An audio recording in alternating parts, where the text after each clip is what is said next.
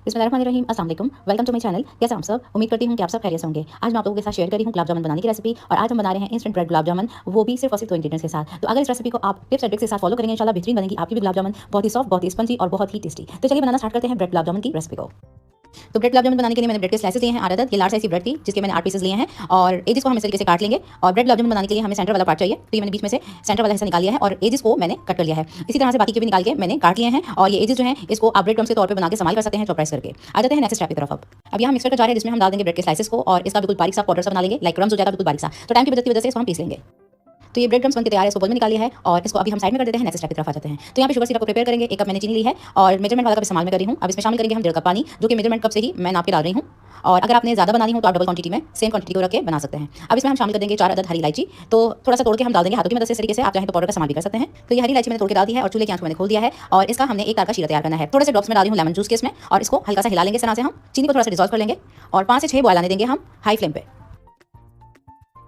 तो ये sugar syrup हमारा बॉयल हो रहा है, इसमें थोड़ी सी मैं सैफरॉन डाल रही हूँ, तो कुछ थ्रेड्स डाल देंगे, इससे बहुत ही अच्छी सी खुशबू आती है। ये ऑप्शनल है, अगर आपके पास हो तो इसमें जरूर डालिएगा। तो ये सैफरॉन मैंने डाल दी है, चूल्हे की आंच को हम बंद कर देते हैं और इसको ढक के रख देंगे, इसको ल्यूकवार्म ही रहने देंगे। नेक्स्ट स्टेप की तरफ आ जाते हैं हम।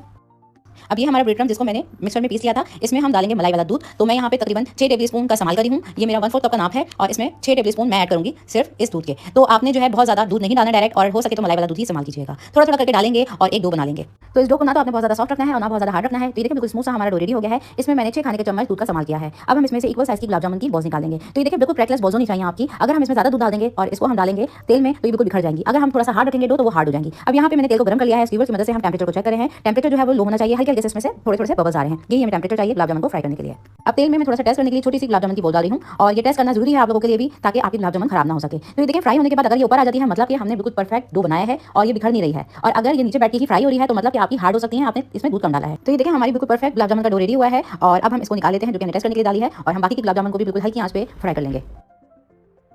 तो तेल में हम एक एक करके गुलाब जामुन को डालते जा रहे हैं और ये देखें इसमें कितने छोटे छोटे से बबल्स आ रहे हैं, तेजी से बबल्स नहीं आ रहे हैं। तो यहाँ पे आपने ऑयल का टेंपरेचर जो है वो बिल्कुल परफेक्ट रखना है। अगर हम थोड़े से तेल को ज़्यादा गर्म कर लेंगे और बॉल्स को डाल देंगे तो ये जल सकती हैं और इवन कलर में नहीं आएंगी। तो यहाँ पे हमने तमाम बॉल्स को डाल दिया है। अब हम क्या करेंगे, इसको थोड़ा सा हल्का हल्का चलाते रहेंगे और इसको इवनली गोल्डन ब्राउन कलर आने तक हमने करना है फ्राई। तो कलर जो है बिल्कुल इवन देने के लिए आपने ये स्टेप जरूर करना है।